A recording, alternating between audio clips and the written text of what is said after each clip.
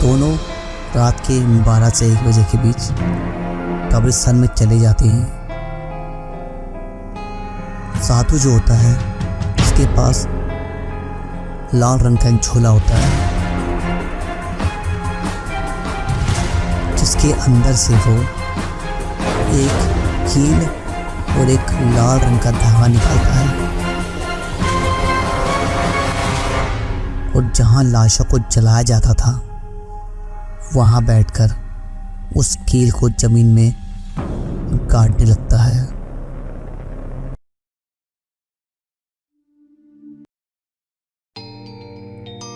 Video में आगे बढ़ने से पहले चैनल को सब्सक्राइब और लाइक करना ना भूलें।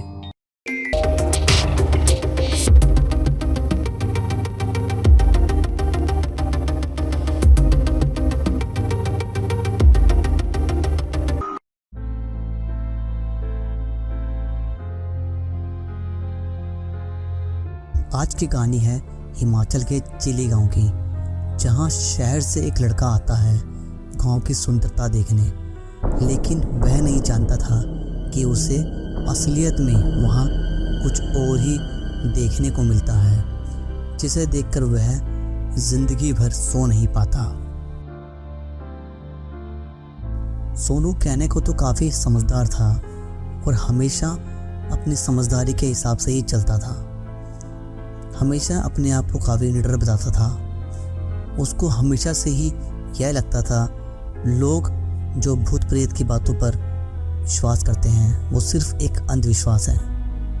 ऐसा कभी मेरे साथ तो हुआ नहीं। और यही सोचकर वह हिमाचल के चीली गांव में चला जाता है। सोनू का चीली में एक दोस्त रहता है जो उसे हमेशा अपने घर बुलाता रहता था।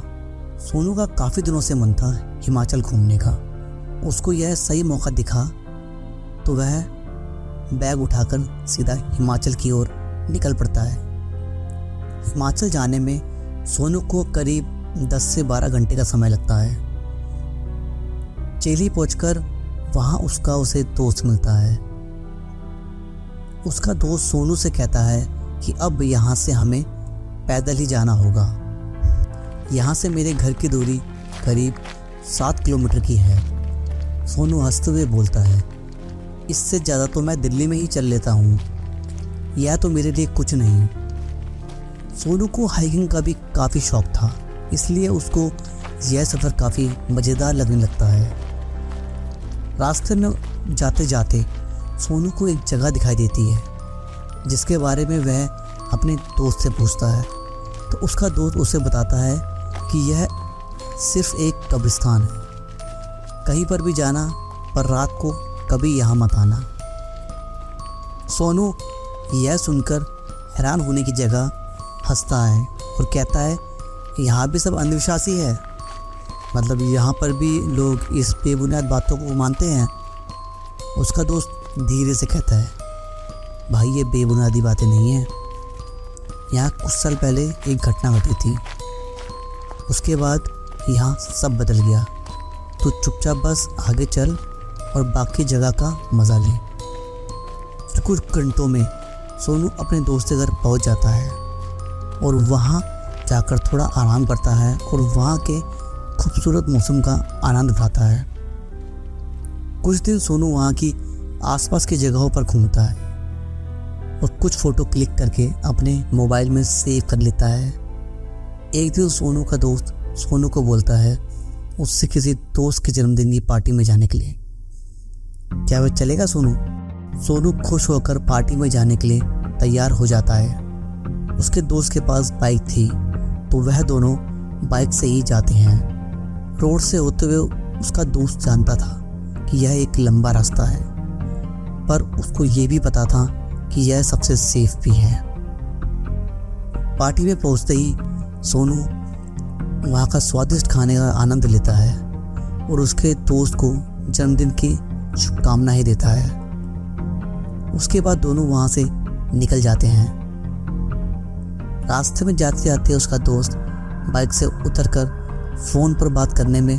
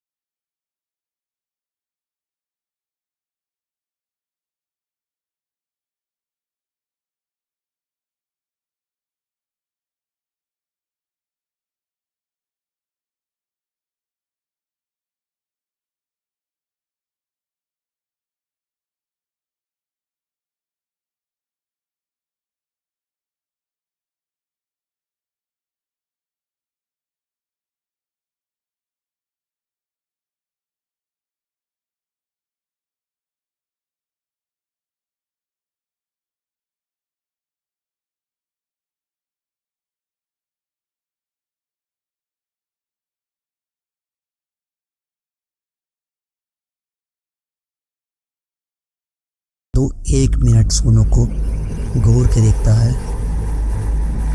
और शांति से बस सोनू की शक्ल देखता रहता है। फिर सोनू साधु से बोलता है, क्या हुआ साधु साहब, सांप सूंघ गया? अब भूत होगा तो ही तो दिखाओगे मुझे, जब कोई भूत होता ही नहीं तो क्या दिखाओगे मुझे? साधु सोनू से कहता है, तुम्हें सच में भूत देखना है? अरे दिखाओ, अगर है तो दिखाओ दिखाओ। साधु सोनू को कहता है, तो चलो मेरे साथ। सोनू साधु से कहता है, कहाँ चलना है बताओ? साधु कहता है, पास में ही एक कब्रिस्तान है, वहाँ चलो, पर अगर तुम्हें कुछ हो गया तो इसकी जिम्मेदारी मैं नहीं लूँगा, तुम खुद होगे। सोनू हंसते हुए कहता है, अरे आप क्या जिम्मेदारी लोगे, जब कुछ होगा तो जिम्मेदारी लोगे। चलो कहाँ चलना है बताओ, चलो मैं चलता हूँ आपके साथ। दोनों रात के 12 से 1 बजे के बीच कब्रिस्तान में चले जाते हैं। साधु जो होता है उसके पास लाल रंग का एक झोला होता है,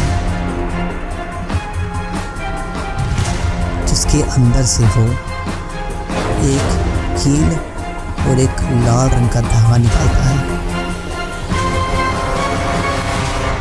और जहां लाशों को जलाया जाता था वहां बैठकर उस कील को जमीन में गाड़ने लगता है।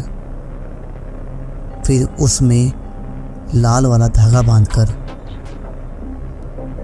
सोनू को दूसरी तरफ से पकड़ने के लिए कहता है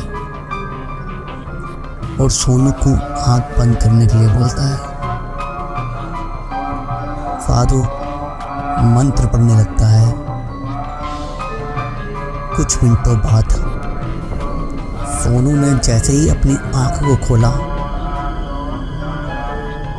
उसकी आंखें खुली की खुली रह गई।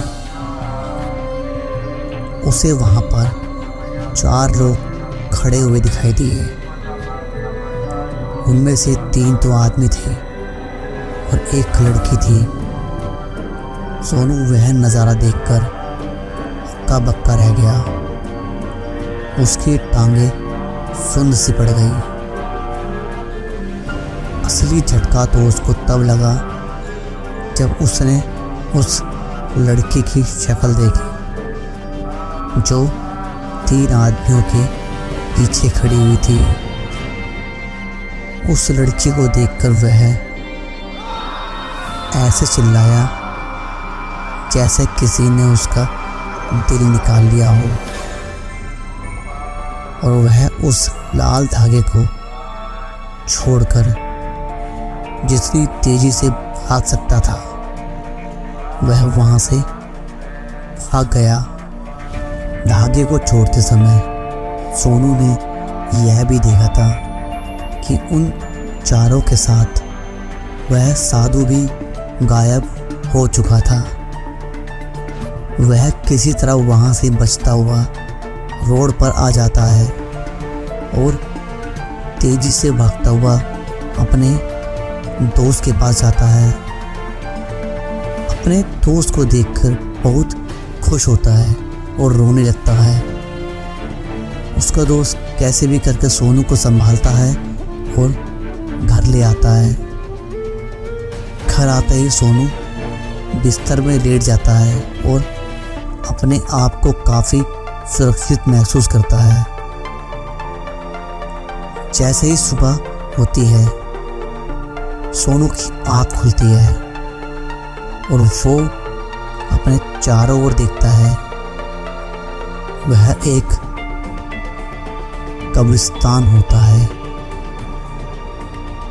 वह वहां से निकल ही नहीं पाया था और यह देखकर सोनू दिमागी रूप से बीमार हो जाता है। सोनू को उसी लड़की की याद आती है जिसे उसने कल रात को देखा था।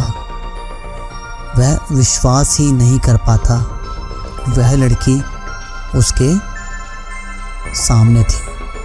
कुछ साल पहले सोनू और उसकी दोस्त स्नेहा कार से जा रहे थे। सोनू को मजाक करने की काफ़ी आदत थी। वह स्नेहा से गाड़ी के अंदर मजाक करता हुआ गाड़ी के हैंडल घुमा देता है, जिससे गाड़ी एक ट्रक के सामने आ जाती है और उन दोनों का एक्सीडेंट हो जाता है। एक्सीडेंट में सोनू तो बच जाता है, पर स्नेहा बेमौत मारी जाती है। और वह जो लड़की होती है जो सोनू को उस रात दिखाई दी थी, वो और कोई नहीं, वो स्नेहा थी, जिसे देखकर सोनू पागल हो जाता है। ध्यान रखना, कहीं आप में से कोई सोनू के जितना बहादुर ना निकले, नहीं तो आपके सामने कौन आकर खड़ा हो जाए।